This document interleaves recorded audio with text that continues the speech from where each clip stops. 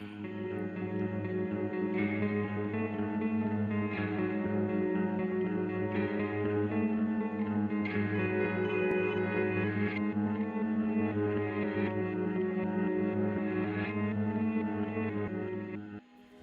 husband burned you. You didn't by any chance lead him to the lake blindfolded.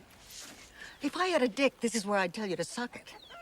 Hey guys, welcome back to Spooky Tuesday, a weekly podcast where we're breaking down all of our favorite slashers, thrillers, monster movies, and black comedies on the new scariest day of the week. I'm Sydney Thompson. I'm Monica Height. And I'm Chelsea Jeff. And this week, we have a really fun, fancy, special double guest with us. And we have out on the Lanai podcast. Would y'all like to introduce yourself? Sure. I'm Carrie Doherty. And I'm H. Allen Scott / Sadie Pines. I'm doing my nails as we talk. It's like the perfect thing. Oh my God, you and Sydney are going to get along great. She's going to trim her split ends later.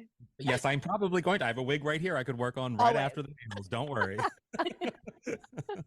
We love to multitask. It's important. Yes. Oh, I can do everything and talk about Betty White. Thank you. Exactly. And that's why we have them on the podcast this week. We are doing the classic, maybe a masterpiece of a creature feature. Is that too? I would say. No, I don't think it's too bold. Too bold. And that is Lake Placid. And as we all know, Lake Placid, I think, has the star of the movie is Betty White. And Out on the Lanai is a Golden Girls podcast. Yes. I mean, it's a perfect when we did a rewatch of this, of course, because we've done all the Golden Girls episodes. So now we're doing all the things that the girls have done outside of the Golden Girls. And we did this, and it was such like a fan favorite. And then I posted the clip of Betty White saying something about a dick. I forget the exact line. Oh, if I had a dick, this is where I'd tell you to suck it. Yes. Oh, incredible. Iconic. I posted that clip on my Instagram, and it went viral. Like, we're talking millions of views. Like, it was like people wanted to hear Betty White say dick. And you know what? I didn't know I needed it. I didn't know I needed it, and I need it. I need it every day. She has 1,000 amazing lines. Yeah, she just also has the best voice ever too. So just hearing that voice say dick, really nice. It really hit. Yeah. She's not in the movie for a long time, but she steals the show. Just kind of like 100%. the alligator in this movie, who's only on screen for 4 Crocodile. minutes. Same thing. It is no, not the same thing. They're very different. Difference in size, difference in the shape of the snout. Mm-hmm. Yes. And one of them likes cold water better. That's gators, by the way, which is why it's like a crocodile in Maine. Gators are the ones that prefer cold water, and they don't even like it that cold. So it's like a whole extra thing. Preposterous. How could a crocodile so be crazy? The only gator thing I know is this guy I hooked up with in Florida who went to that school whose mascot is a gator. I forget Florida. what the school. The Florida was invented. Yeah, he offered me drugs, and I was like, I don't think this is going to last. But also, I didn't live in Florida, so it wasn't going to go anywhere. But that's my memory of gators. SEC, That's very baby. sweet, though, to offer. I mean, yeah, yes, it's sharing is caring, you know? That would have worked sweet. for me. I love the Florida connection because I was trying to do research on this movie and I wasn't getting a lot. Weirdly, there's not a lot of think pieces about Lake Placid. I don't know. I had a lot of deep thoughts about Lake Placid, so I don't understand. Monica, let's be real. I mean, let's just be real. This movie is bonkers and makes absolutely no sense whatsoever. Even Bridget Fonda, is that her name? Bridget Fonda. Yes. He was like, I'm fucking Hollywood royalty. Why am I here with this crocodile? What is happening? I was just single white femaling it up, and now I'm with the crocodile. Because it was David E. Kelly, that's why. Well, but he wasn't even fell David in E. love with Kelly horror, then. maybe after Single White Female. She said, "I'd love to do some more thrillers. I think this movie is right up that same alley?" Question mark. I don't know. I feel like because David E. Kelly, it's important to remember where David E. Kelly was in his career. He wasn't the Big Little Lies David E. Kelly that we remember. He was the Picket Fences David E. Kelly. He was Yeah, I barely didn't the see that. Michelle Pfeiffer David E. Kelly. Picket Fences is a great show starring amazing Tom whatever Scarrett from Steel Magnolias, and Ooh. Her red- mother and I do. and the redhead from Edward Scissorhands who gets the haircut, and she's all like Ellen flirty. Burstyn? No. No, not Ellen Burstyn. No, I forget her name now, but she's an incredible actress. It's a good show. It's weird. It's a weird show, but it was good. Well, On that makes me CBS. want to We watch like it more if weird. It's weird, yeah. Maybe Also- Bridget Fonda was a big fan of picket fences. I could Maybe see she that. was a big fan of Ally McBeal, which I did like a binge watch of at one point, and I didn't think to look up who directed this movie until you just said it. But then I was like, oh my god, that's the Ally McBeal creator. That show Yeah. is so bonkers. It makes absolute sense that Wasn't person. that also that was David E. Kelly David E. too? Kelly wrote, That's what I'm saying, wrote yeah. Lake Placid, but I think the guy who directed it directed like Friday the 13th and other horror Yeah. movies. Yeah, I the believe. director is Steve Miner, and apparently this movie got like delayed in production for some reason. I'm sure there is one. I don't know what it is. And he like went and just directed H2O during that Oh, time. Oh, it's like wow. IMDb trivia. during the He break. was and like, I was like, wow, oh, we're waiting for Halloween. the storms while to you're settle waiting. or Halloween, whatever. Halloween, Yeah. H2O. My God, I just talked to. Well, I won't say that on air. Sorry, I was going to spill Oh some. my What's god, that? the gossip. I was going to spill something that I learned from my interview with Jamie Lee Curtis, but I will tell you guys after we Oh my record. god, yeah. Yeah. As long Well- as we get to know, that's fine with Yes. us. Yeah, Yeah. just so you know, H. Allen has a lot of insider info, and you can't hear about it at this time. But But we it's in can. there. It's in But- there. If you come to Los Angeles to a live show and give me one drink, there's a good chance I'll tell you. Oh, okay. That sounds like a Easy bargain. peasy. I would happily do that. But we were talking about the Florida of it all for a second, and the one article I did find about this movie, this is the title of the article. Have you seen the movie Lake Placid? Let us clear up a myth for you. And this is from a website called blog.wildfloridaairboats.com. Trustworthy. So very important. It's very important, and they needed to set the record straight. And they were like, just so you know, this movie, The Crocodile, is based off of a prehistoric creature called Sarcosuchus imperator, flesh crocodile emperor. This is what this article said. Emperor. I trust this article. Royalty. I trust Wild Florida Airboats, okay? And it's a gigantic crocodile that lived 110 million years ago when rivers flowed through what is now sub-Saharan Africa. And this whole point of this article was to drop that fancy name and to say, just so you know, there's no way that crocodile is still alive because that was so long ago. And we're like, okay, I thought knew that, but okay. This was very compelling, though, the Making me proof. feel better. The picture that I have in my head of the gentleman, because you know it was a gentleman who wrote that article, is that he didn't quite make it to every level of Zelda, and he got so angry. He devoted his life to obscure research of films like this, and that is what he's doing. And that I support it. Everyone love has that. a calling. He He's loves the same multiple kind things, of person. Airboats and Crocs. Yeah, he's gonna be in the theater for the Meg too soon and be like, "This is not realistic. That is a prehistoric creature. There's no way that is still out roaming around."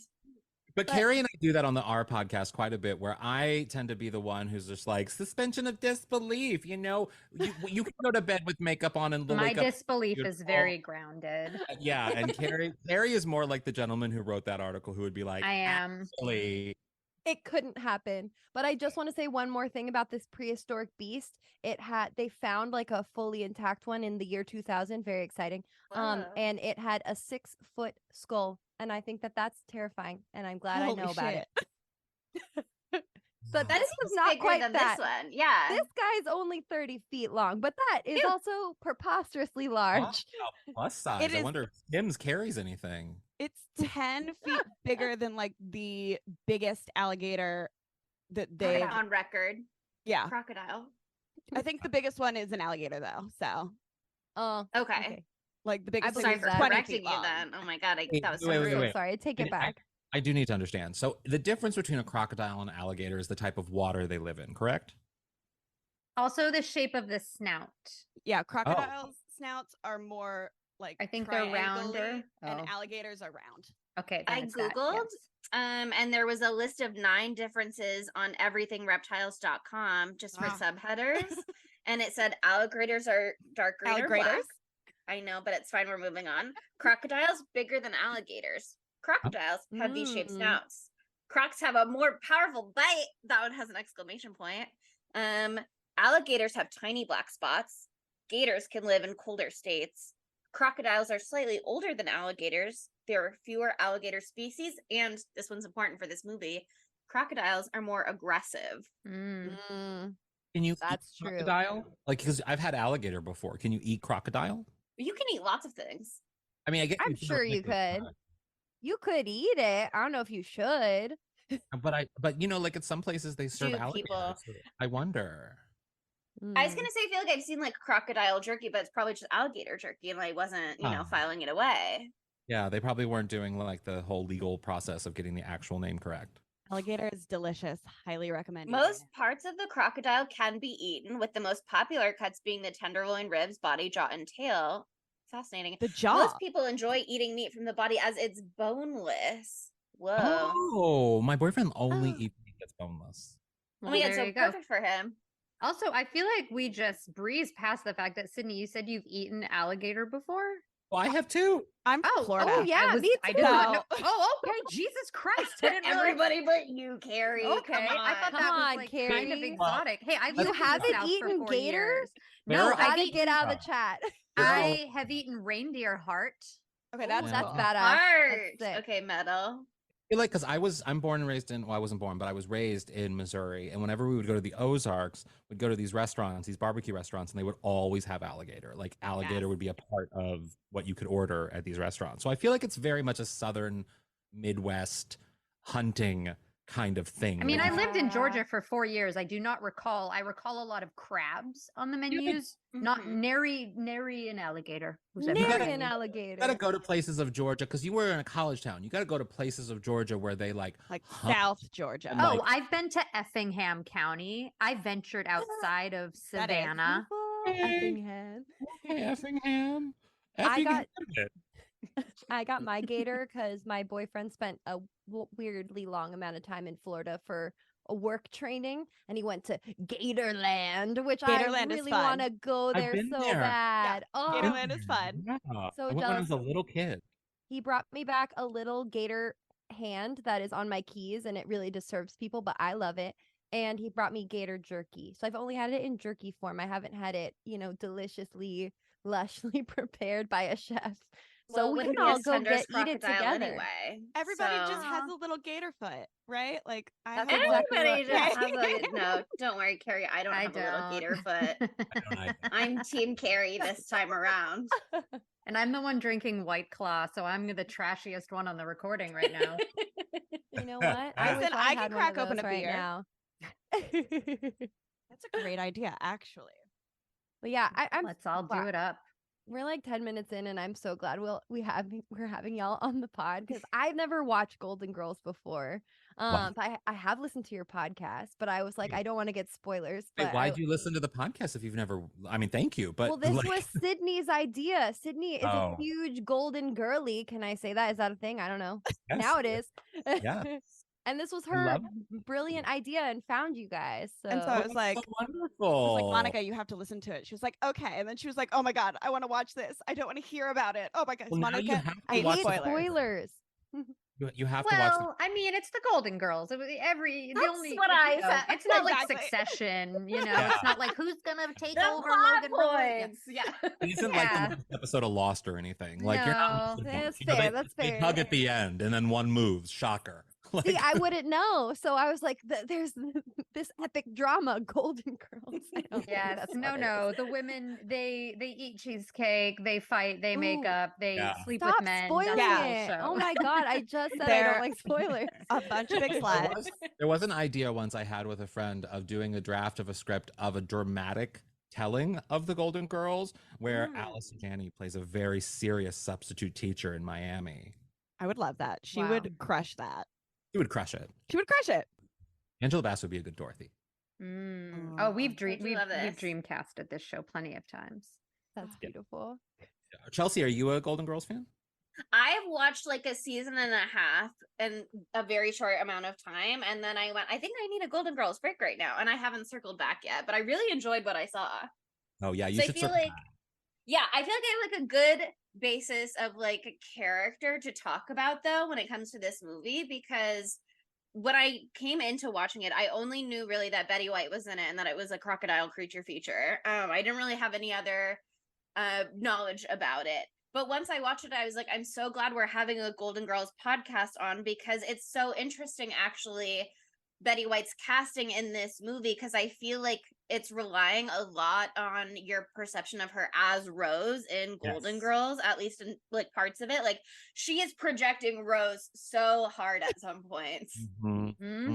She is. And I think too, like, and we talked about this when we did Lake Placid on our podcast, but you know, Betty White was she was a huge animal lover. You know, she was a big supporter of PETA. If you go to the Los Angeles Zoo and the koala area, it says Betty and Alan Ludden. Their names are up on the wall because they gave so much money and their time to the zoo. And so the character that she's playing is really just an exaggerated version of herself. Betty herself was also she had a potty mouth, which, you know, was very different from Rose Island, which is why I think so many people loved seeing her in a role like this, where she like called an officer, like Officer Fuck Meat or whatever. Yeah. So that was a real nice treat. But that also Betty was like a saucy, like, you know, woman who would, you know, drop F-bombs and eat hot dogs. And so yeah, I think, and she did appear, so she did this movie in 99, and I think maybe the year before she did Hard Rain, which was another like big studio action movie. So this was just like the thing that she was doing at this time. It was kind of exciting. Loved it. I love it. Was this like her first time doing one of these like sort of crass roles in a movie? No, she had done a crass role twice in her life. I mean, she got famous. She got famous in the 50s doing a lot of game shows and talk show stuff and doing other things. But then in the 70s, she got really famous on the Mary Tyler Moore Show, playing a very crass. I mean, she was very stuck up and put together, but then when the cameras were off, she was like a sex hungry kind of like crass, like man eater kind of person. And she was known for that. Like, that was sort of what she was known until the Golden Girls. And when she originally got cast on the Golden Girls, they wanted her for the part of Blanche because it was so close to Sue Ann Nivens, and everyone knew that was the character on Mary Tyler Moore, and everyone knew that she could do it.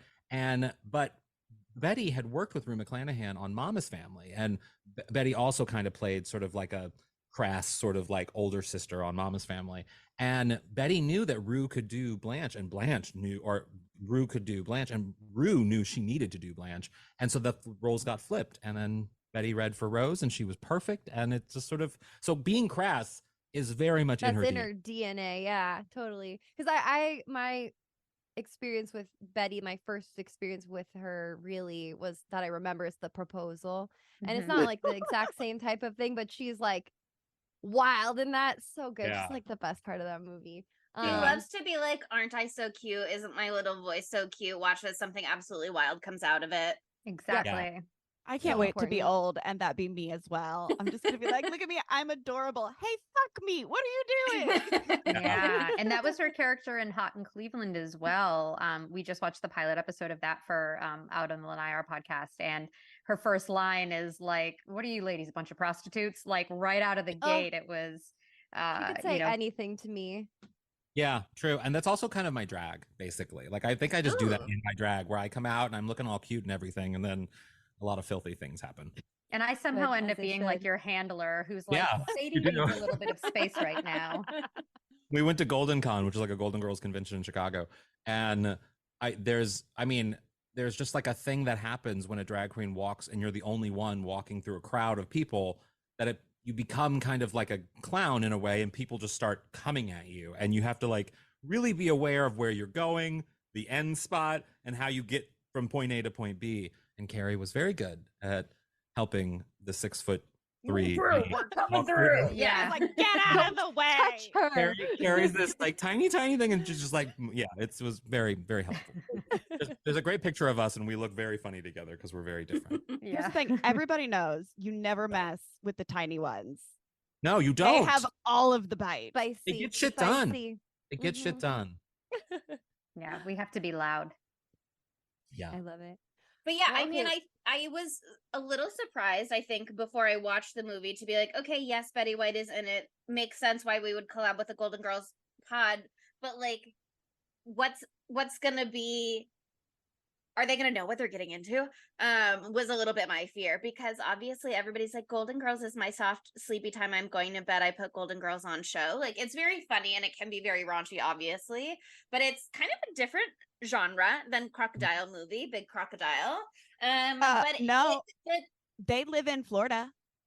They're used to it. They probably do have a crocodile episode. They're used to it. I mean, yeah, no, the thing is like because we approach talking about the Golden Girls in a loving way, of course, but we're also like, we're comedians, like we're funny people. We do this professionally for a living. I've noticed that you're very funny. Thank you. You funny? No. Yes, she was fishing, if that's what you're asking. Love you, Sadie. I don't know if you guys know this, but we're comedians. Yeah, but like we do that, and so like, of course, the way we approach talking about the Golden Girls is a little bit sardonic and funny and crass, and just we find all of like the holes, and then we try to make fun of them. And it's what we do. So applying it to something like Lake Placid is very, very easy for us. Oh, so easy. Well, sure. That's exactly what we do here. Y'all are sarcastic. We are sarcastic. This movie is non-stop sarcasm. And I love that. Did anybody notice, H. Allen, who is the Irish actor? Oh yeah, he was just, I forget his name. Oh my God, Brendan Gleeson. That's the first thing I noticed. I was like, Oscar award? Yes. Or has he won one yet? No, he didn't literally win. just did Banshees of Inisherin, which is like the sob story movie of the year, nominated for everything. I was like, I love this.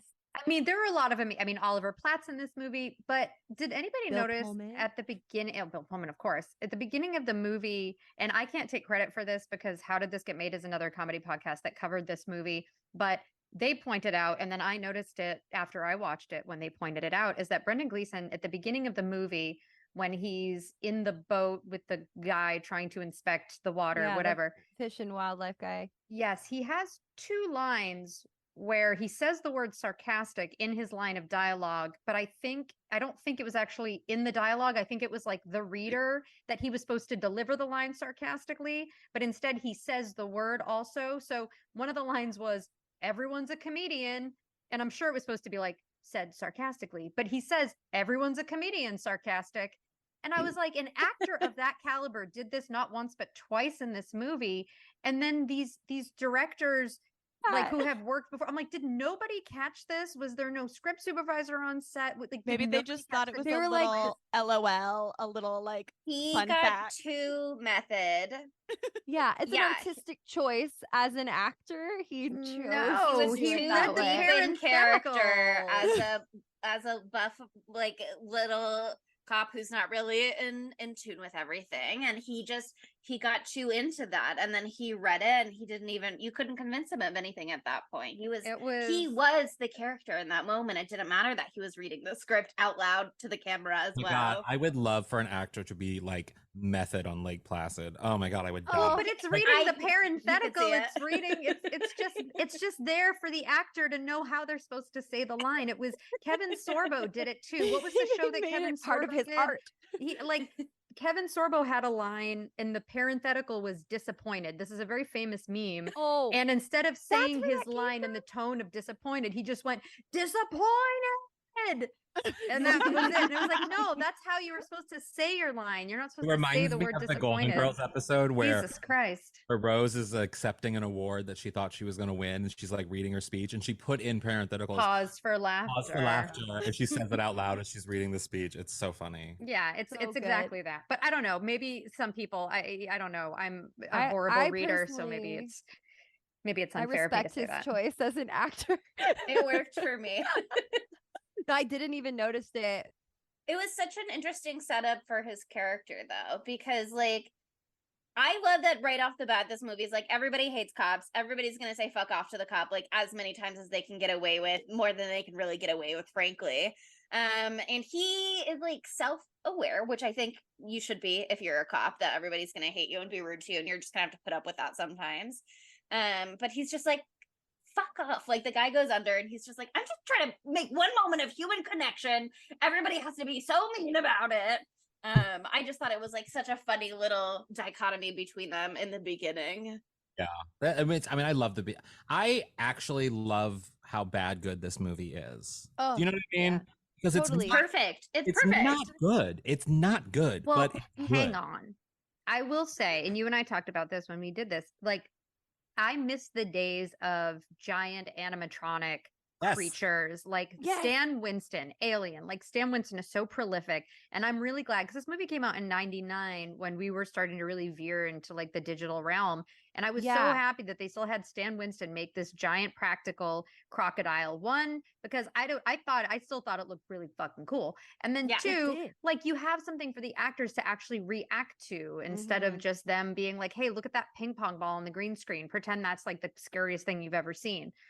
So I will say, like, despite the fact that this movie is barely 90 minutes long, that it like barely qualifies to be a It's feature like film. 83 with credits. Yeah, like But it's it very short. feels way longer than it is. Complete story. Yeah.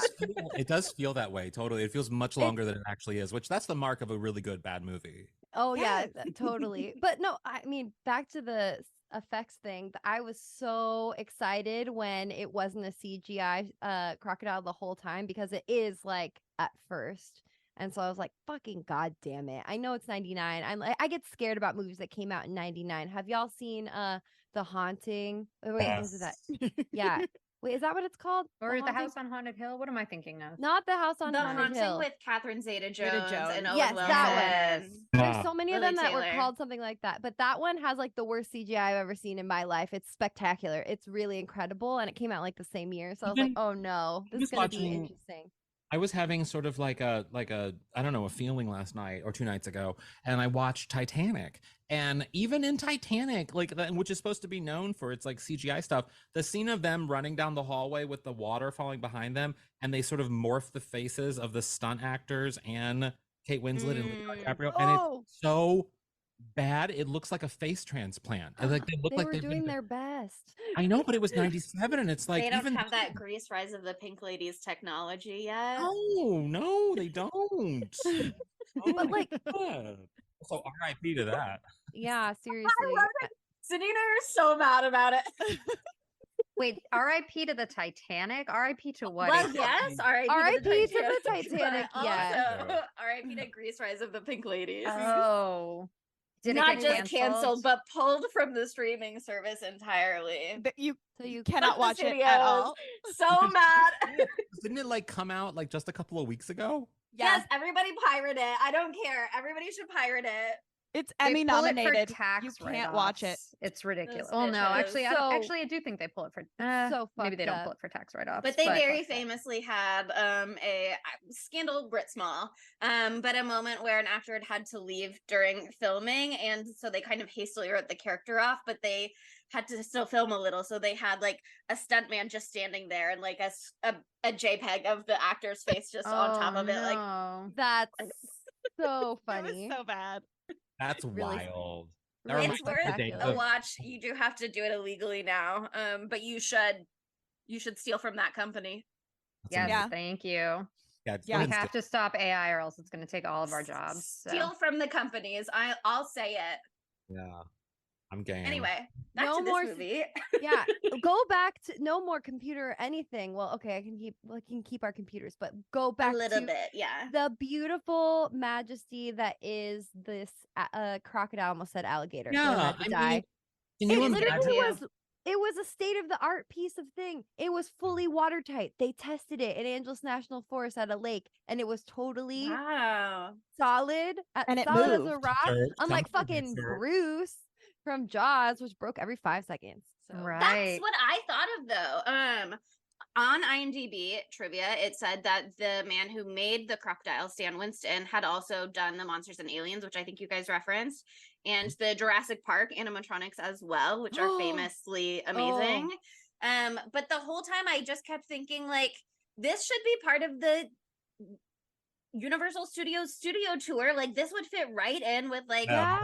Jaws in the water and like all the other stuff. I just felt like there should be a big crocodile somewhere in there. I mean, I feel like, you're going through the Universal Hollywood Studio Tour, right? And like you pass Jaws and they're like, did you notice it was also Murder, She Wrote? And everyone's like, oh my God, crazy. And you pass all these like famous cars from big, like the Batman, all these big famous cars, Mhm. and then the Psycho Hotel, and then just Lake Placid. And you're like, Wait, what was Lake Placid? Like literally, that's the whole. Was that the one with J-Lo, or was that the one tram. with the big snake?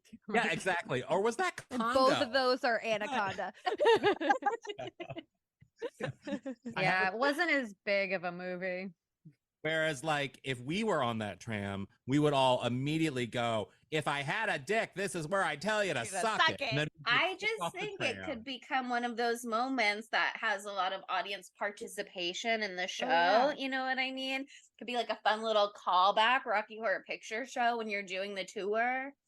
People who do That'd those be tours, great. they love to be little stand-up comedians. I think they would love it if there was some call-in response. Yes. Yeah.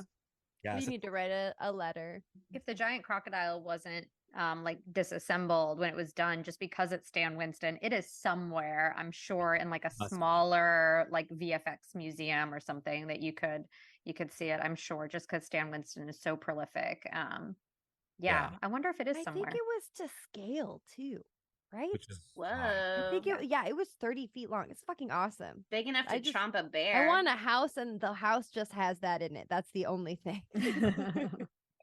But okay, I guess we should talk about things other than the crocodile and Betty White. Ugh, boring. But I mean, I also had a question because I know we talked about Brendan Gleeson, but for me, I could not tell if he was doing a great job at his accent, but I was thinking about his real accent really hard the whole time, and so it sounded like it was bleeding through, or was it actually bleeding through? I leave it to the floor. Can anyone say? I mean, I think it was, even when he did that whole Trump movie for like Showtime or HBO or whatever it was, like he still kind of sounded like an Irish Trump. You know what I mean? Like he still had a bit of the friend did Irish in him. that. And yeah, I'm okay with it too, because That's fine with me. especially for a cop, because you want that cop to be like that mysterious background as if is he white trash or just Irish? You know what I mean? Like you want to know. And Maine's not like that far away from New England, so it feels kind of like Yeah. possible. Totally fine. If he's from the north end of Boston, I mean the south end of Boston, then yeah, I buy it. Moved up to Maine, became a I buy cop, it. lost the accent, but just a little bit. I buy it. He wanted a quieter life. Little did he know. Seriously, follow his story. Ooh, yeah. fan fiction. Also, I love that this movie started with so much gore. Like, we get a guy in half and all his little guts are hanging out at the bottom of his body. And then they're like, and that was all. And that's Yeah. all we're going to do with that, actually. And I hope you enjoyed it. And it's over now. We did get a cute little beaver moment. I wanted more beaver. Doesn't everybody want more beaver? You I know. I do hope we can have a long, in-depth conversation about the wonder that was late 90s Bill Pullman. Oh, Yes. we can do that now. I love He's so it. perfect as a romantic lead. But you Everything would about not- him is this is so the thing. alluring to me. Bill Pullman is the guy at the DMV that you see and you're like, you're just a normal dad. Like, you're just a normal dude. You probably drive a Neon. Like, you're just a normal dude. But then somehow Bill Pullman pulls out being the romantic lead that we all needed in the late 90s. How? How did the guy that drives the Neon Dodge like become the romantic lead that we need? Because that's You don't all that need- we want. We want the guy in the neon Dodge. Yes. Sometimes you don't need the razzle dazzle. But the everyman of him, yeah. Yet he He's can just go. some guy, but he's listening to you. Whoa. But he's some guy. That he can go from fucking while you were sleeping to My favorite rom-com of all time. Oh, it's Continue. so Love good. it. to then being the president of the United States in Independence Day. Yet Range. also Oh my still, God. yet also still the romantic lead in that film somehow. I don't know how he managed to do that. And That's then the charisma. have Lake Placid and then be like the depressed dad and Igby goes down. The range. Don't Bill forget about Casper. Yeah. Thank We you. did for dad was Romance not- Month. I put that on after Titanic the other night. Oh my I was God, not movie. surprised that he could do romance because I watched Casper. And even though he's a walking buffoon in that movie, he also has that very touching scene with his ghost wife. And that was very Oh. romantic. Oh, no, I forgot about that. I fell asleep at that point. I will say though, It's okay. his It's fair. he makes the same face in Mhm. It's a good all face. the movies. It's a great face, but like it Little stays crinkly the same eyes. no matter like what it is. He's like, oh no, an alligator. Oh no, I'm the president. Oh no, ghost. What's funny Oh, about Bill Pullman, though, is that, yes, he is the romantic lead that we needed in the late 90s. Yet I don't think, and I think we maybe all can agree on this, I can't picture having sex with Bill Pullman. It's not about the sex, it's about the tenderness. I bet I could. yearning. I could picture cuddling comes immediately to mind. A lot of spooning, real nice spooning, He's gonna- wrapped Soft around forehead each other. kisses. It's romance, it's not sex. He's gonna- running his fingers through my hair right now in my mind. Gonna be the one who, when you're both on the couch and you're gonna get to that next episode and someone says, hey, do you want ice cream? And instead, because you know how usually you're gonna be the one who has to get up and get it because they'll fuck it up. But Bill Pullman would get up and get that ice cream and bring it He back would- to the couch. He put a little sauce on it and a little cherry. And then he'd rub your feet. Mm, Yes. God. He's While still you're just eating a ice dad cream. to me. But that's all. Carrie's like, that's that great for you you, but want. not for me. No, because the first movie I saw him in was Spaceballs, and even that, because I was a child, I was like, "You're a dad. You are a dad. That's a You're a dad. You're a dad. That's He's a good in dad." that. So He's good in that too. yeah, but I will say, even though While You Were Sleeping is my favorite rom-com, I don't particularly find myself attracted to either Bill Pullman or Bill Gallagher. Yeah. But I love Sandy Bullock. I'm there for her. But I love the story. But yeah, I don't know. I would love for him. I would love to have a home cooked meal with him and like Oh, I don't know, yeah. watch Oprah or something. Spaghetti. Oh, bro. Yeah, like I belongs bet he'd in, make like, really good spaghetti. The sweater rom-com. Definitely a sweater, like a nice, not too thick sweater. And cozy. I saw Cozy. that all of the main actors of this movie have all worked with Sandra Bullock. Lucky them. Hey, Sandy I don't think- connection. I don't think we made that connection when we watched. That's such an interesting connect. Wait, what has Bridget Fonda done with Sandra Hold Bullock? on. Do you think they all had a group chat for a while there where they were just like, I love Sandra Bullock? Friends of Sandy. Yeah. I What mean, else has Bridget Fonda been in? Because I Well, like she's- look she's at this since beautiful woman retired. I've never seen before. and the gossip Oh. rags are horrible to her. now. Yeah, they were not kind to her. I Oh. mean, yeah, she was really well known for a single white female. I still haven't seen that. I need to. It's good. Oh, it's good. Yeah. Yeah, it's her and Jennifer Jason Lee. It's Bridget so good. Fonda. Which is so Yeah, I interesting feel like I know also. Bridget What? Fonda from so much stuff. She's in Army of Darkness. Yeah. I've seen that. Why don't I Oh, recognize duh. her? And she was in It Could Happen to You with Nicolas Cage, which is another really sweet Oh. rom-com. Oh, Jackie Brown. Wow. Yeah, she's He's done done- things. she's done things. Big She's Nicolas Cage compelling to fan. watch. Godfather Part Yeah. 3. She's so annoying in this, but I still love Don't her. say So that funny. about her. He is annoying in Whoa, this. guys, she reportedly was turned down the lead of Ally McBeal. She turned him down. She was offered Oh, well. David No E. wonder Kelly. she was like, I missed my shot to work with David E. Kelly. I have to do this movie now. You And know, this every is- time Perhaps. brought up Ally McBeal, the only thing I've thought in my head is, I can't stop this feeling. The Dancing Baby. Yeah. That's literally every time we brought it up. That's the Ooh, that was the ooh, first, ooh, that was the ooh, first yeah. video I downloaded The on the best internet. song. Oh my god. She's also in a movie called Frankenstein Unbound, and I need to see that. That seems like Ooh. Sounds like Wait, goth. so what was Frankenstein her- Uncaged. 47 Bridget. meters down uncaged. Which is a great film you should watch if you have not seen it. But let's talk about Kelly is her character's names. Her little opening, that fucking blows. She's got a bad situation going on. She's fucking her boss, and then he dumps her at work, and then it's For her best Mariska friend Hargitay. Yes. is the I other thought- woman.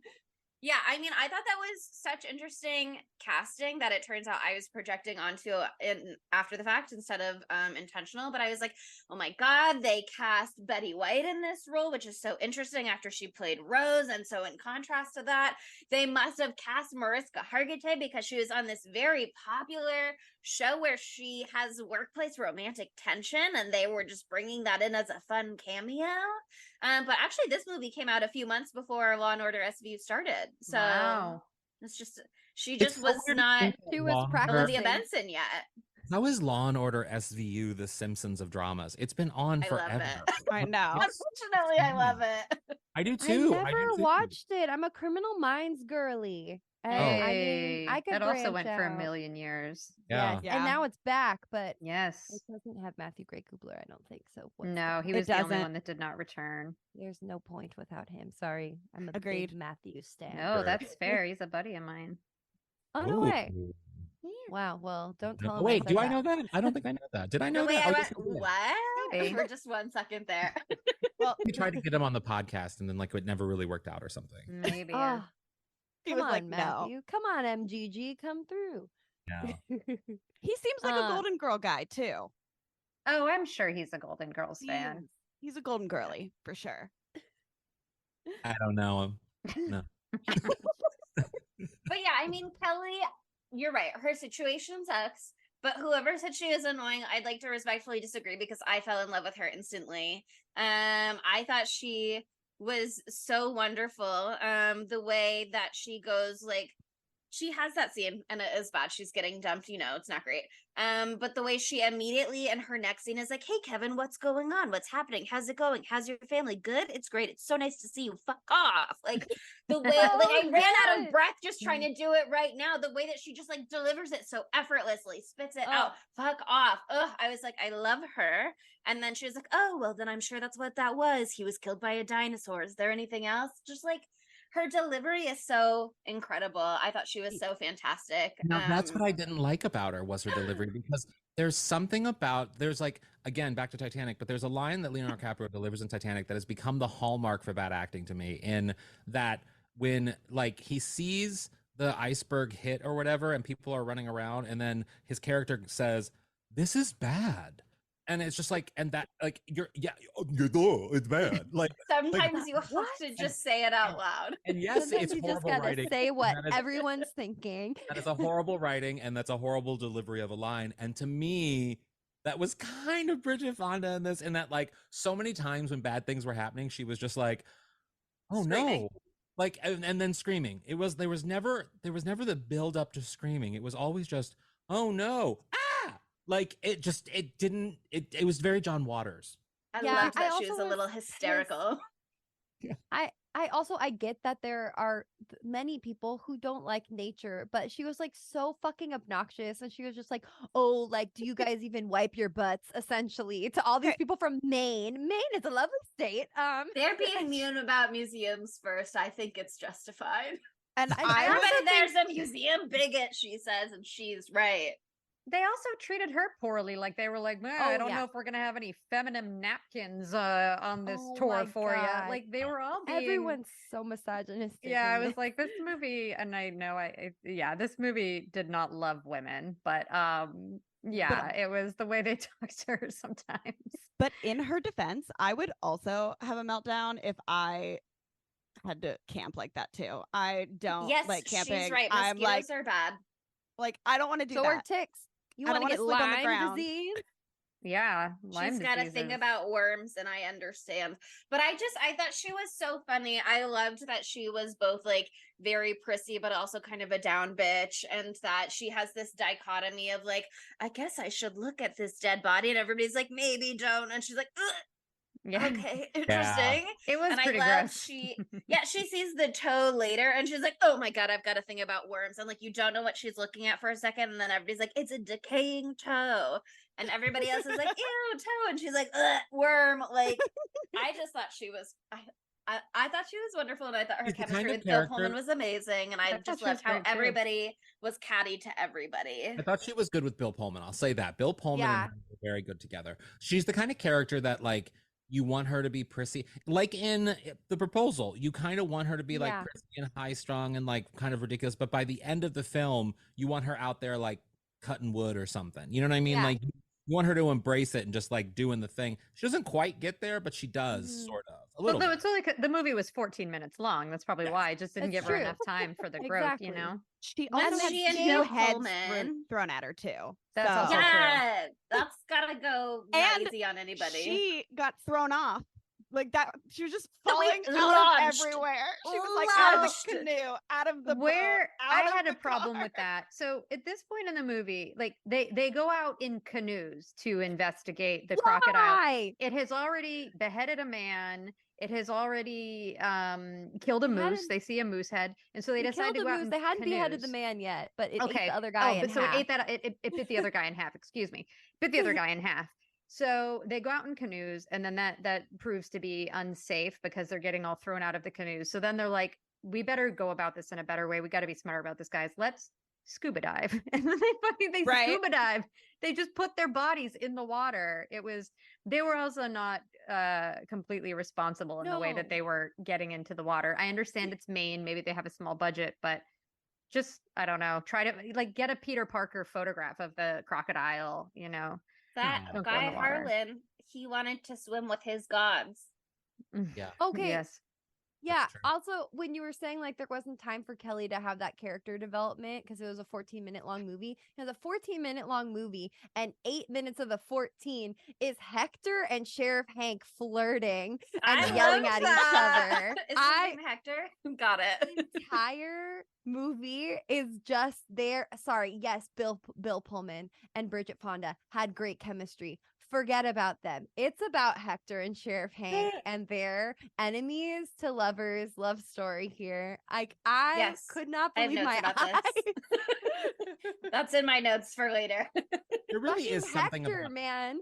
there's something about Oliver Platt. You know what I mean? That he just Oh. becomes he's kind of like the annoying Bill Pullman we need in our lives. You know, like, he's very similar in that way, but annoying. And we need that.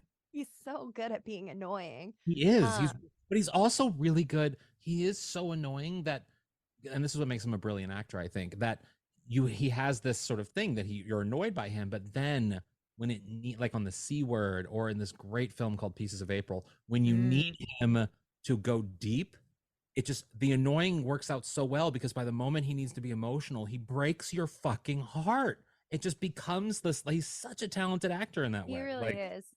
so He good. like is a great little chameleon. I loved his like costuming for this character with this like weird little like puka shell things going on. His Mhm. like messy hair. He's His such a fucking scruff. douchebag. Yeah. I He's thought like he was totally fun the and like I'm fascinating. like a crazy billionaire, but I'm like a cool crazy billionaire. I'm not like But I'm like other spending my money on billionaires. animal conservation. Like I just want to swim with the crocodiles and like party a little, but also my party is to attract the crocodile so I can trap it. But also, am I gonna smash this lady cop? Yes. Like I I'm have a also just feeling- having a good Man-cop. time.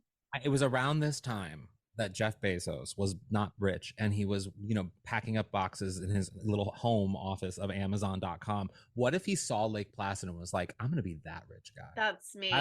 That's who I'm I'm going gonna be go to space, swim with crocodile rich one Yep. day. I can see it. Bummer. I think that makes perfect sense. Very much a bummer, but But yeah, That's he was wonderful. His line where he was like talking about his decapitated antique lamp, soccer ball head dream, and then he was like, "What are your thoughts about that?" And it's like so earnest. He like really wants to know. He's like, yeah. "They're just really they're not the vibing." time, but and the sheriff is like, I think that we should never speak again. But Oh, it's okay. At the so end, good. he gets in the ambulance with him because they're Yeah.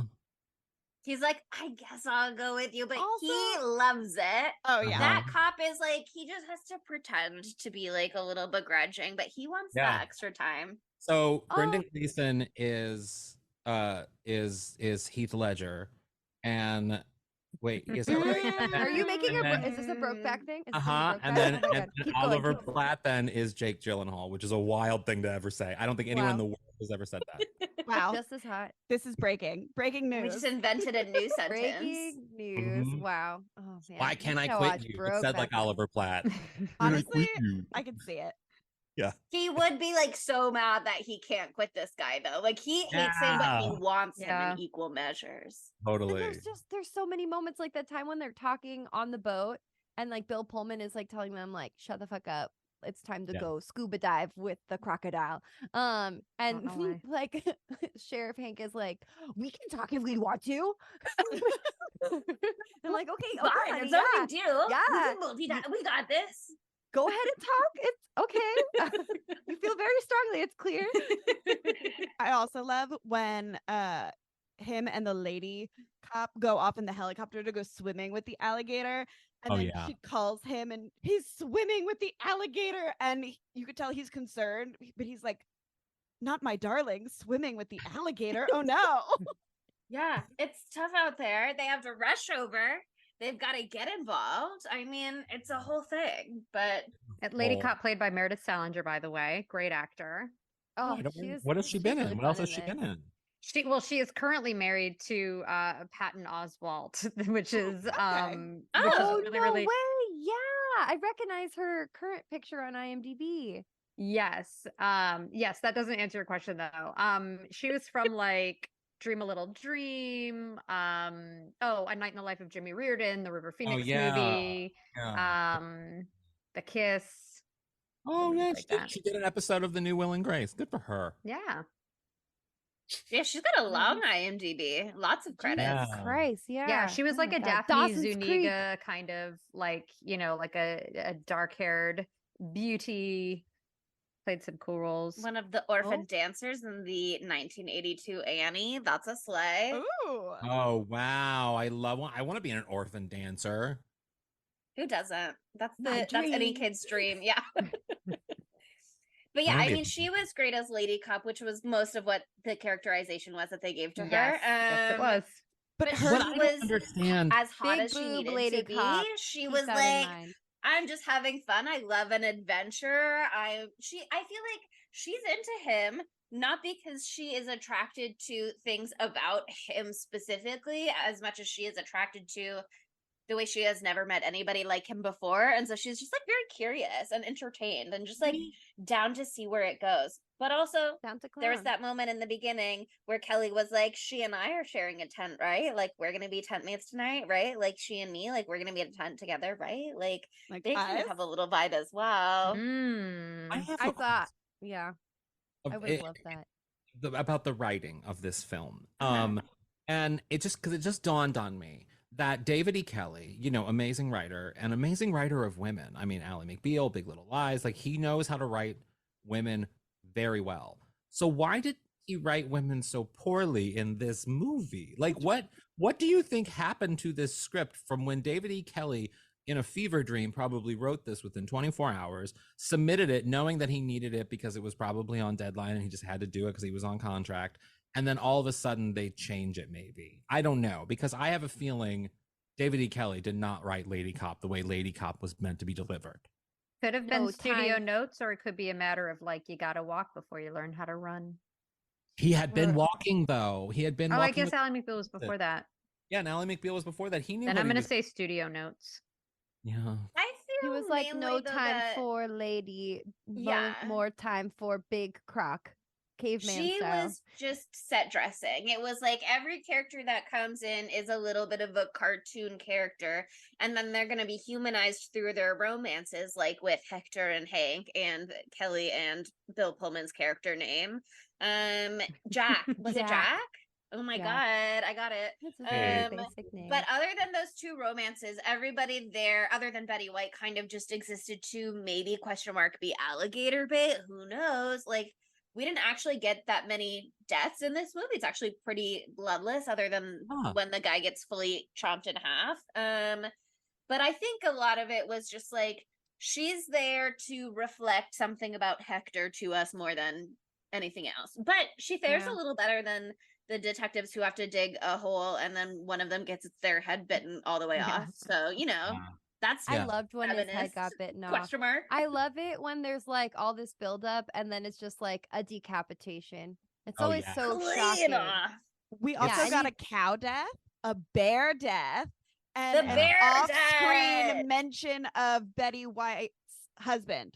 Can we talk This about the movie bear? inspired the Meg. This movie also inspired Nope, but we'll circle back to that after the bear. This movie walked so Cocaine Bear could have his crazy rampage. Like this is important.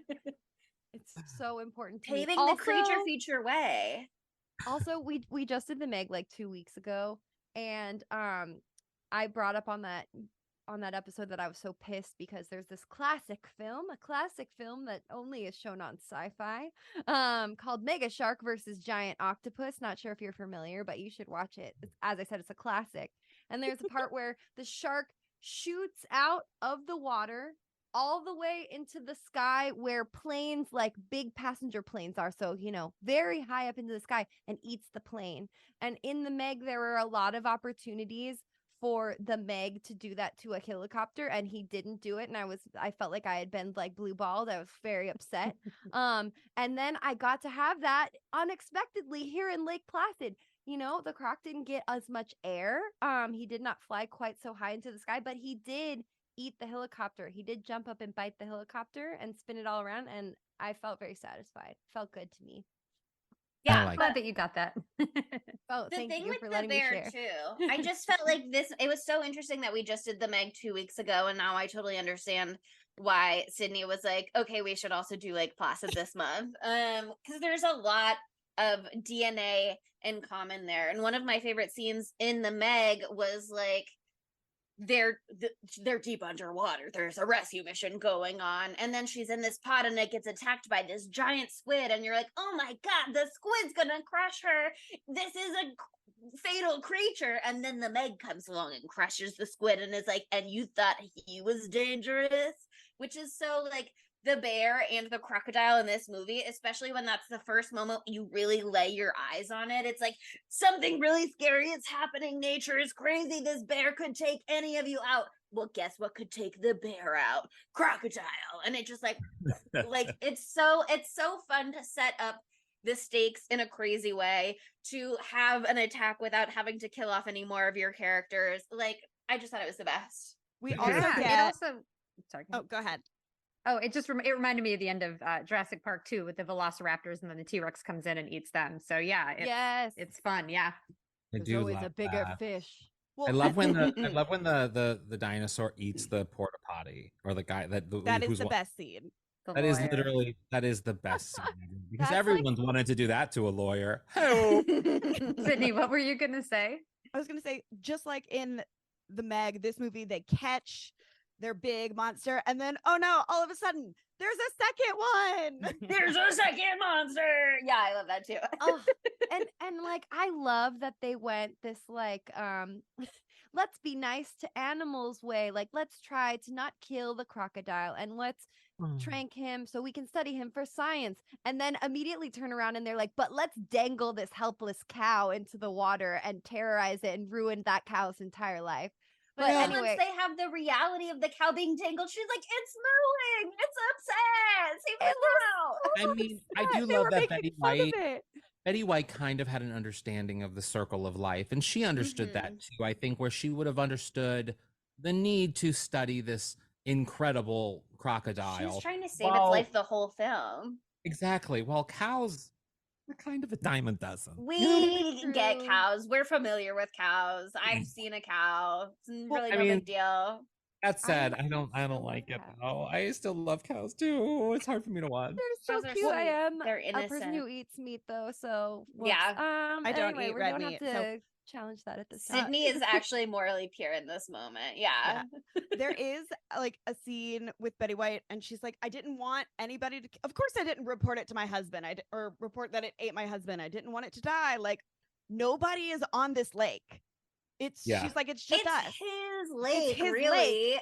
Like, you came in and you guys came into his house. Yeah.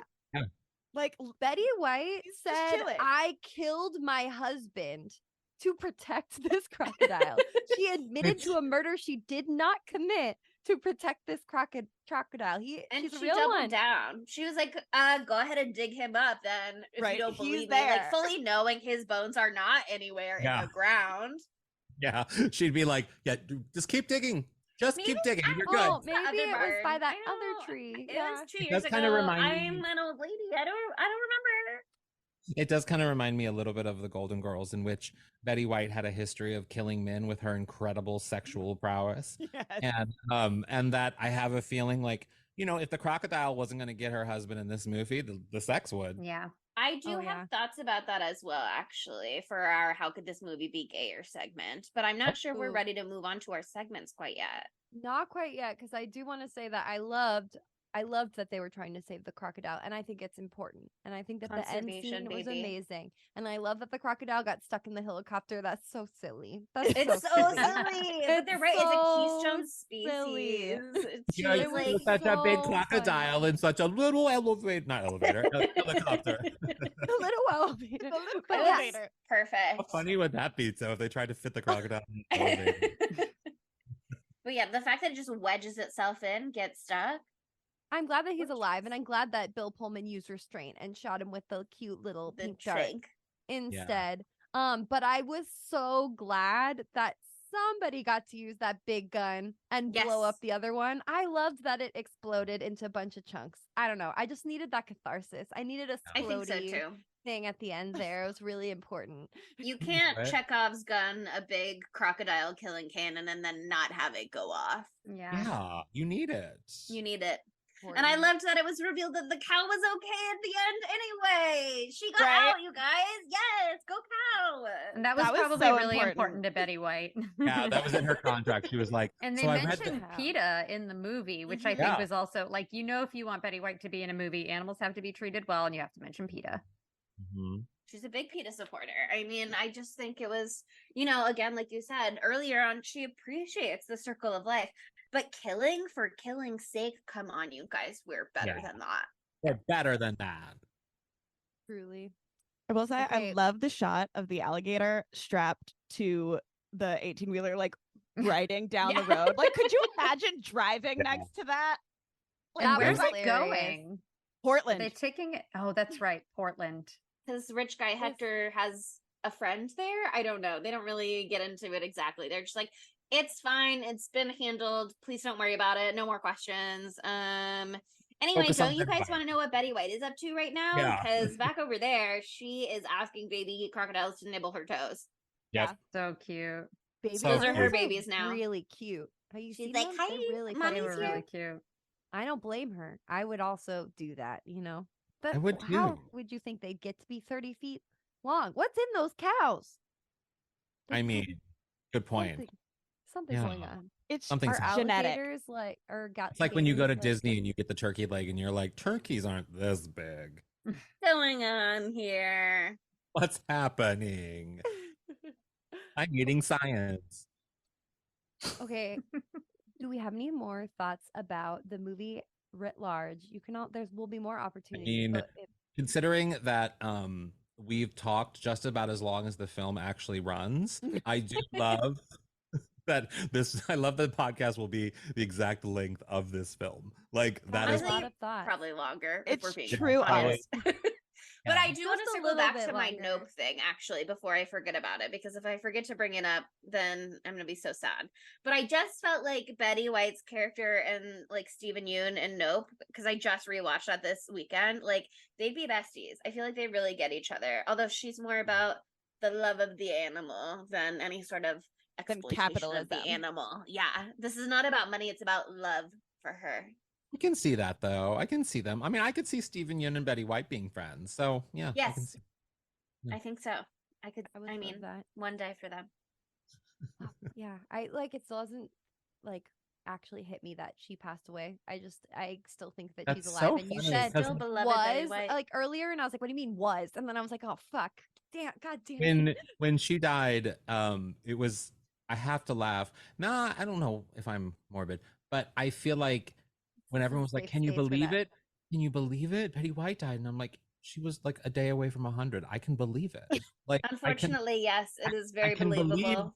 I I'm can very believe sad. that she's dead because she was a day away from 100. And if you die being on the cover of People magazine, you lived your life right.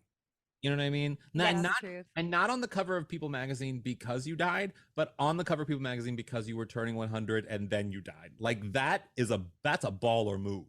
Yep. She ruined Icon. their cover as she should, but also she made it her way onto the cover as she also Controversial should. queen As to a the bitter subscriber, end. longtime subscriber to People Magazine. I have the original that was not her dead. Thank you. Oh my God. Ooh. You got Incredible. it before they rushed out the new cover to stores. Yep.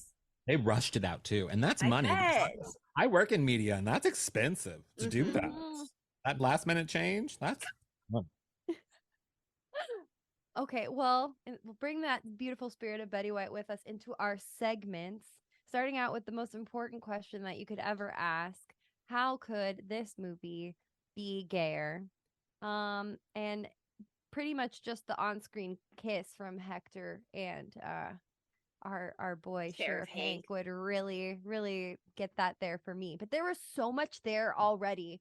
Like he literally, Sheriff Hank sees Hector like fall off the helicopter in that final scene. He screams, "Hector!" And he launches himself off of the truck and walks into the water. And he's like, "I've got his back." Like he is risking it all for this man. Wow, powerful stuff. powerful. We wouldn't have gotten the sequels, and it would have been fine because the sequels are really bad. But I think the alligators could have been two lady alligators and they could have been in love. Oh, That's what makes it gayer, that they would be alligators instead of crocodiles. They can still be two lady crocodiles in love if one of them is trans. So yeah, that's true. That's true too. Let's just get a little more imaginative. But in my notes, non-binary crocodiles in love. Non-binary lesbian crocodiles in love. I have Kelly bisexual because she's feeling the lady cop and she's feeling Bill Pullman. And I feel like she's a metropolitan. I said that so bad, but power through. She's a metropolitan woman from the city. I feel like she's like, I'm an academic and I'm open to all kinds of whatever. Like she's bisexual. Hector similarly pansexual, polysexual. He can't be tied down to any one person. He doesn't care about any kind of gender rules or gendered whatevers. He's like, I'm a boy, but I'll also fuck anybody. And I'll fuck so many people at once. That's cool for him. Wow. Sheriff Hank is like, I feel like he's never called himself straight because it would not occur to him that he would ever have to say it or clarify it out loud. Yeah, he's like, obviously, why would I don't make me think about this. I'm just normal. Like he's that kind Someone of guy. send him the comp het doc. They're like, what are you? And he's like, I'm normal. What are you talking about? But he's so tentatively curious about Hector and he can feel himself like being drawn in and he's like kind of navigating that. And he's kind of just like, whatever.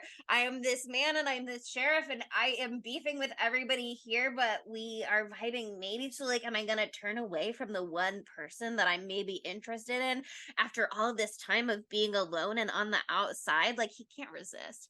I feel like if he would have gone to college, he would have had like an experimental phase, you know, and then never talked about it again.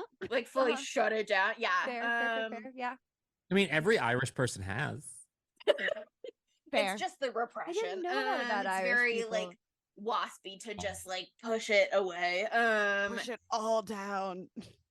But I think it's so interesting that you guys brought up Rose's sexual prowess and her murder pussy because I felt like Mrs. Dolores Bickerman is maybe a lesbian or maybe asexual. I couldn't decide which one I liked more, but like you're taking all of my ones. There's all literally. Oh my God, please Let them go. No, I love that. Please, no, continue though. Please. Okay. I feel like she has no attachment to that husband. He's like whatever to her. Like she got married and settled down because that's what you do. She was married to him for forever. She did her wifely duties because she's like, that's what you do. But she's like really doesn't mind that she's never gonna have to do it again. Like that's perfectly fine with her. She just has her crocodiles. Those are her little babies. She doesn't need anything else. She's like, that was honestly just a chore on my list. And I'm so glad that I don't have to do that chore anymore. Yeah. I mean, that's I think well, you kind everything. I mean, I'm speaking for Carrie here, but Carrie, did you have anything different? Because two of what Chelsea said I had. Oh my gosh, Yeah, high five. No, these are all great. I feel like I would have liked to have seen Bridget Fonda and Meredith Salinger get together in that tent. There was a moment near the end could have too, where there was something for them where I was like, they're back together. I also think it would have been fun if, in Betty White's case, like we don't know much about her husband throughout the thing, and they just assume she has a husband. And then at the end of the film, she says, "My wife, Patty." And it's That like a was She plot also twist. was happy for her wife Patty to get eaten by a crocodile, but Yeah, like and she would have she been fine liked with her it. wife Patty, you know. Yeah, She liked but Patty just fine. Patty didn't need to. Patty didn't need to be around no more. She and Patty had a great life, but it was kind Stop of she was trucking over now. it a little Patty bit, so it became a was Patty. not convenient. But yeah, I Oh, remembered what goodness. the moment was with Lady Cop. Meredith Salinger, she is like, I think if you want to read into it, she's cock blocking with Bill Pullman when she's like, actually, you can't ride into town with him. I already put his suitcase on his passenger seat, so there's just like no moving that. I guess you'll have to go with me. That's what she was going for. It didn't work out, but that's what she was trying to make happen. Yeah. She was like, Well, I'm Hector and glad to Hank, know. they're clearly having a thing. I'm okay Yeah. to move on. I know how to rebound quickly. It's fine. Yep. I'm glad that Kelly, you know, had a happily ever after in the cards, regardless of which car she Yes. got into. Yes. That's really nice to know. Kelly's She gonna be deserves that fine. Kelly's after gonna- Her what she's been bestie through. betrayed her with her boss boyfriend, so she really needs everybody to be coming out for her at this point in the movie, being like, whatever you need, girl, whichever one of us you want, you could have either. I also think Bridget Fonda's doing fine now because she married the guy who does the music for the Tim Burton movies. What's his name? Danny Elfman? Yeah, Danny Elfman. She married way! Danny Oh, Elfman. wow. Yeah, so Okay. That must be fun. She's living comfortably, is what you're saying. He's a character. yes. I mean, she always would have lived comfortably because she's a Fonda. Yeah, she's a Fonda. Mm, Yeah. mhm. Yeah. Okay, any more gay thoughts to share before we move on to our next Well, segment? I'm gonna do a wig after this. Oh, wait, not that kind of game. I mean, you can. If there's just something gay you want to say, this is a safe No. spot and a great Everything time. I like say is to- gay. Do you think that Hank could one day be a drag queen? No. Oh, never mind then. Only because I'm sorry if you have that bushy of a brow, Uh-huh. you can't, and there are some. I'm sorry. Yeah, they are. There are bad some boys. faces that aren't meant for drag. Sure. I feel like You- Hector you're could do the kind professional. of drag one day where he also has a full mustache. You know He what I could do mean? it. Like, don't get me wrong, he could do it. Is he gonna look good? Probably not. But he That's could gonna do be it. beautiful. Everyone can do all drag is valid, but Everybody not can do all drag drag. is right for the stage. Sure. That's the Sometimes that's just for you. So glad Yeah. you have it. Really great Mhm. artistic expression for you. But that's seems like your thing that you do at home that's meaningful to you. No, we don't all have to Yeah. do everything for profit. Not Exactly. everything has to be Imagine- capitalized on. And But I want it to be. imagine him with his fucking eyebrows laminated. Just think about it for a I second. mean, I shave off my eyebrows in drag, so I don't understand the people who like glue them down, but I cannot imagine the people about Oliver Platt gluing down his. I mean, I can't. That would just be. I want to see that someday. Oh yeah, I feel like he would do. I mean, like maybe not Brendan Gleeson, but I think that Oliver Platt should. Oliver do Platt would. it. Brendan Gleeson would look. I don't know. I'm confused. No, I think yeah. They both would not look good in drag. Let's just say I that just right. feel like once the door is open to him on being part of the queer community, he might continue to explore. Oh yeah, the Oh, being yeah. gay He to goes, being like, a drag all in. pipeline. No. As we He's all just like, become what a if I drag queen tried at the these end. heels on? He just let me wants tell to see you- how it feels. I know exactly that gay dude. That gay dude immediately becomes gay later in life. God bless. Yay, he did it, and then moves to Fort Lauderdale. That is literally all he does. And he wears tank tops, and he lives in Fort Lauderdale, and they're all kind of Tank tops. spray painted. But there's no drag happening. He barely watches Drag Race. He only watches Dateline. Boo. I mean, a valid his life. existence, but For his life. Okay, I think okay. maybe there's a tender moment where Hector helps Hank apply some lipstick. Yeah, maybe That would be nice. in in slow the motion privacy of their own home. in Fort Lauderdale. Okay, moving on to our next segment, a very important wow, I can't speak. A very important one. Where would Matthew Lillard fit into this film? I open the floor to you all. I'm going to assume, just based on this podcast that we're in the topic of it, that you guys are, that this is born of the Scream Matthew Lillard. Yes, any but Matthew Lillard. But he is close to the age of the Scream Matthew Lillard in 1999. We go back in time. We're like, oh, he Right. should have been cast at this time. We say, oh, if we could try time travel and have it be 1997 Matthew Lillard. then that would be great too. I You should feel like free to take any Matthew Lillard, any era Yeah, of him. I'm gonna and see if take he the fits. the scream, like hit me with the phone, you fucking dick, like that Mhm. guy as Betty White's grandson, like her kind of eccentric grandson Ooh. Oh, who yeah. comes Like, we're to coming visit up with her a on the sequel for him. summertime. Yeah, like he comes to visit Wow. her during the summertime. You know, he's a little bit of a city boy, but incredibly eccentric, and she just puts him to work around the farm. She wakes his ass up at like 5 a.m. and he complains all day. And But Yeah. that's fully just sort of the supports thing. her giant 30-foot pet alligator.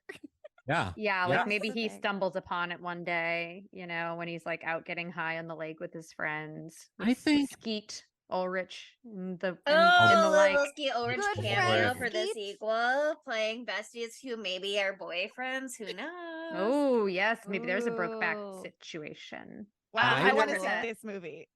I would take the Scooby-Doo era of Matthew. Ooh. Okay, love. And I would have it be that David E. Kelly had recognized that his script had, if it was a television show, had jumped the shark, and he didn't know what he was doing, and he accidentally started writing a Scooby-Doo script, and he then realized his error of his ways and immediately got back to Lake Placid. But the director was so fucking dumb and didn't pick up on it that he actually filmed the Scooby-Doo bit that David E. Kelly accidentally started writing, and no one knows why it's in there. That's They how pull that's off how he. Betty Yeah. White's face. It was a mask. It's Matthew Lillard. It was a man underneath in the this mask whole all time. along. He introduced this giant croc to buy up all the real estate in the area. It wouldn't even have that good of a. That's too good of writing for That's this too film. Scooby It Doo. literally would be a jump cut directly to Scooby-Doo. Sarah Michelle Gellar would be in Lake Placid. Like it would She be. karate Good. kicks the I crocodile. like this. She didn't have to have a karate fight. He knows karate. Wow. Mhm. You could Yeah. kind As of long as she see says go before she goes, he can hold his own. you could kind of see the lack of oversight that was already in this movie that could have made that possible. Sarcastic.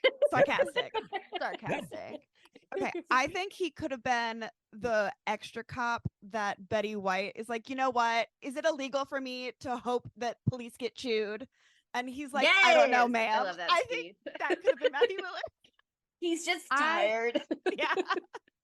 I similarly think that Matthew Lillard should have been head chomp off cop because Yeah. that guy was giving us nothing. He gave us nothing at all. And Matthew would have given us everything. We would have been He would have stuck devastated when his tongue head got out chopped as off. his head got chopped, tongue out as he goes. It would be beautiful. Yeah, I mean, I've never seen him in like a proper romantic comedy, so I would be curious just to see what he would do with Bill Pullman's role. But I was also thinking if I had to cast him in this movie, it would be as the decapitated cop. But I love what you're coming up with, Carrie, when you're inventing this future role for him in a new Lake Placid 2. I know Sydney said there were sequels, but they were bad, so I think maybe we just reboot. We do our own sequels. I also didn't ask the rules of the game of Matthew Lillard. There are so- no rules. No, there are no no rules. There's There are no no rules rules. of any kind on this podcast, other This than is you just a have to say time- "got it" after we start recording. Yeah, that's Got the it. only This- rule. It's just a time for you to be creative, you know? We're just being Mm. creative. No. But now it's time to move on to the dumb bitch. Who is the dumb bitch of this movie? The dumbest bitch, the person who's the stupidest, the person who makes you so angry, who fucks it up heavy and fucks it up for other people. That's just a little context for you because I didn't explain that one at all in my email. It's pretty straightforward. Who's stupidest? But also Who's sometimes the who's the worst? worst. Yeah. Yeah. Just depends on our vibes of the day. Speak your truth. I'm going to be Speak your truth. controversial, Okay. and I'm going do to it. say it's Bridget Fonda. Wow. Bridget Fonda is the worst. Explain. I can't. Do I need to explain? Listen to her line. get delivery. it. I literally compared her to like Titanic's bad. This is bad line. Like it literally. I do feel like that Bridget Fonda, because this is shortly before she decided to retire, and I think this might have been a factor in her decision to retire. She was like, "This- Brutal. She was like, I did Lake Placid and I'm never going to do anything better than this. So I should Yes. just end it now. Yes. I mean, I just don't. I no, and do not get me wrong. I love a Bridget Fonda, and I think she's incredible in so many films. This one though, I feel like she suffered from the writing because the writing was, and I don't get how it's David E. Kelly, but the writing was not great. And I feel like the female parts in this, except for Betty White, suffer. She's just going through a breakup spiral, okay? She's not being herself right now. Chelsea, you're not going to convince me. You're not going to convince me. Nope. I love Kelly. I stan Kelly. I'm so sorry. I think her Bridget Fonda's boss who dumps her for Olivia Benson. What's his name? Larry or something? Yeah. Lance, It's him. maybe? For me, it's him. For me, it's him for sure. He sucks. But send her away just to get her out of town. I think those two are really good dumb bitch options. But it's time for us to move on to our knives out of fives. So, Chelsea, tell us what the great good people of the earth thought about this film when it came out. If you can believe it, they didn't like it, which was shocking to me when I looked at IMDb and Rotten Tomatoes. I will say I was genuinely a little shocked, and then I was like, I shouldn't have been, but I immediately loved the film so much that I got upset on its behalf when I saw that on IMDb. It has only 5.8 out of 10. And on Rotten Tomatoes, it is 47% rotten from critics and 37% rotten from audiences. I was offended. Wrong. It's shocking that critics enjoyed it more than audiences. They saw something special there, and so did I, and we both fell in love with the film, sort of a little bit. Not really for them, but more for me. Okay, well, now we rate it out of five knives out of fives. Who would like to go first? I'll go first. Oh, Chelsea, go ahead, first. I'll go second. 5 knives. I thought it was perfect. I wouldn't change a thing. I was like, this is exactly what I want. This is exactly what I want. It's fun. It's flashy. Everybody has chemistry. I'm rooting for things. Things are gay. Big crocodile eats a bear. What more could you ask for? The cow survives. It was like, I loved it. I will also give this movie a 5 knives. Yeah, it's so funny. It's so good. We love trash. I love trash. You know me. That is my whole brand. I love trash. But also, like, this is one of those quintessential movies where if you see it on cable, you're like, oh, we're watching this. And I think that is the hallmark of a good movie, where you're just like, what am I going to do? And you're like, I am you captured. Could always pop it on. Yeah. You're just like, you're always going to have a good time. You're never going to not watch this movie when it is presented to you. I'll go. I think I'd give it like close to a 4. And I will say, because it's really fun. And also it is just really nice to see that giant animatronic crocodile. It's something that is a lost art. We're not seeing those giant creatures in that way anymore. And so I really appreciated that they did it when they probably didn't have to. And also this movie did really well in the box office. It almost doubled its budget. So people may. I'm so surprised you just said that, Chelsea, because I was like, I read it did really well. It did but do they really were well. mean about it. Yeah. So yeah, and I'm glad the movie did do well because it's a really fun, it's a fun movie. It's fun. It's like, you know, exactly what you were saying, Sydney, that like, if it's a movie that comes on cable, you just like, oh, Lake Placid, you're going to stop and you're going to watch it. You're going to stop and you're going to watch it. Yeah. And yeah, I have to say, I was at a solid 3.5 knives, but then after Sydney's review, I think I had to bump it up to 4, only because you're right. I love a movie that when you're in the house and you're just doing shit, and then all of a sudden it comes on cable and you're like, okay, it's Saturday at 9 a.m. Let's just do this. Oh, you know, and you just watch it. Never a bad time of day for it to come up on cable. Exactly. There's never a bad time of day because you're either you're hungover from something or you're tired from something else, and you're cleaning, still maybe. Yeah, sure. Yes. You're coming in and out of the room as you vacuum, and you're just getting glimpses. Background. You're fooling on Instagram. You see the cow dangling and you're like, oh my God, no, not the cow. Yeah. You stop for the cow. Your life, you pay attention when the cow's dangling. Yes, you do. For me, I'm going to give this one a 4.5 out of 5. I had a fucking blast. Particularly, I was very moved, yes, by the animatronics for sure. But the part with the animatronic when, oh my God, I almost said the wrong name. Hector is in the water and he's close up with that face and you're looking into little little Its Crocky's eyes. eyes and his little eye blinks. I was so moved by that. I was like, it's so good. He's like, This is this so one's well different done. from the others. And it's like, It's I so believe him. I believe you could look at a croc like this and see a deity. And I believe you could look at a croc like this and see death.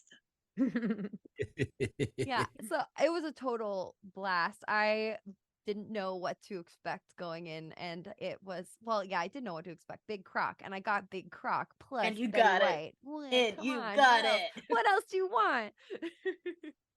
Big croc, that's just her outdoor cat. I love it. But yeah, that brings us to the end of Lake Placid. Oh my God, this was so fun. Yes, we've been joined by the incredible Out on the Lanai. How can people follow you, listen to you, to give them the spiel?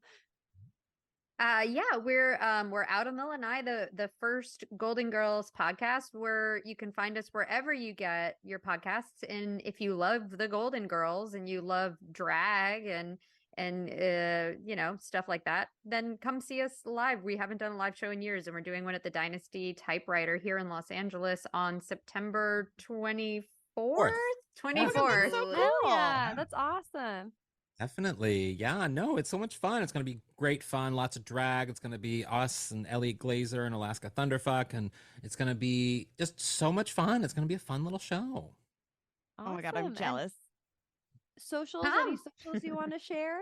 Yeah, oh, and yes, you can follow me at @HElenScott/Sadie Pines on everything. I'm not as good at branding. I'm Squid Eats Squid on Twitter and Squidsy on Instagram. That's a great name.